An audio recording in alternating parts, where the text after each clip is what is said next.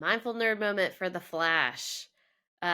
So I don't know if you picked up on this when you were watching, but there was, I don't remember what episode it was, but Harrison Wells, who of course we find out is Reverse Flash, he has to, we already know, and Barry I think is suspecting that he's Reverse Flash, and then he has to talk Barry through phasing.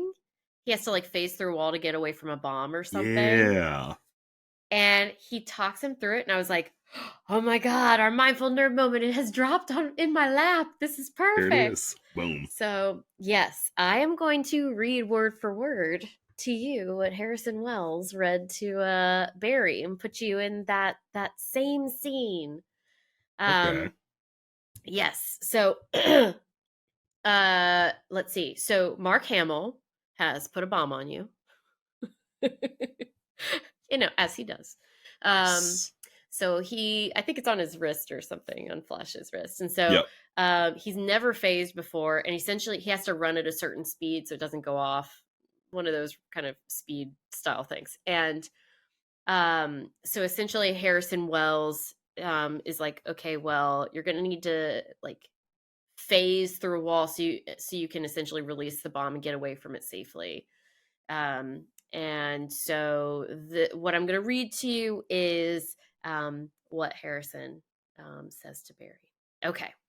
So when you're ready, close your eyes or just don't focus on anything in particular in the room. Sit straight but comfortably. And first, just pay attention to your breathing as a way of helping you focus in on the mindful nerd moment. And when you're ready, imagine that you're now breathing as Barry Allen, as the Flash. And I want you to just imagine that you're in his uniform, and we're going to put you in this scene that I was just describing. And so you're racing away with a bomb on your wrist, and you have to keep up your speed. And it's fine for now, but you can't run like this forever, and you don't know what to do. And then Harrison Wells tells you it's time to phase. But you've never done that before. You can't do that. This isn't really the time for something brand new. But he says, no, you can do this. And so Harrison Wells, he says, listen to me, Barry. Breathe. Breathe. Feel the air. Feel that wind on your face. Feel the ground beneath your feet, lifting you up, pushing you forward. And the lightning, Barry. Feel the lightning. Feel its power. Its electricity pumping through your veins, crackling through you, traveling to every nerve in your body like a shock. You're no longer you now. You're part of something greater. You're part of a speed force. It's yours. Now do it. And with that, you're able to phase through a wall in front of you, leaving the bomb behind. And you come out the other side safely.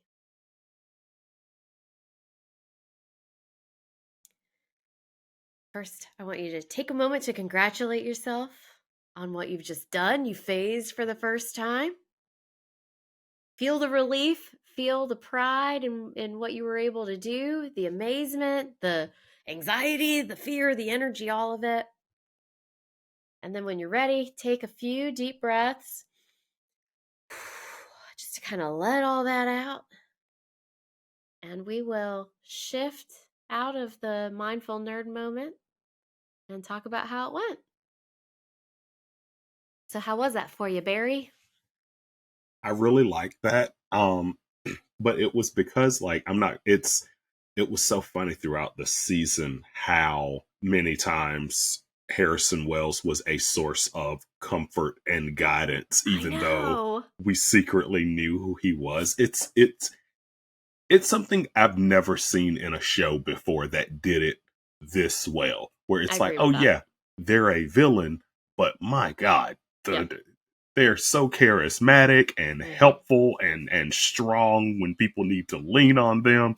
And so he's honestly he's my favorite character on the show. Like I see that. he's my favorite character on the show. He was absolutely phenomenal, and I was so glad that they kept bringing him back. But but so many times when he was talking to Barry, I'm sitting there rewatching. I'm like, this is mindfulness. This is Uh-huh. mindfulness. He's leading them through it. He's like, calm down.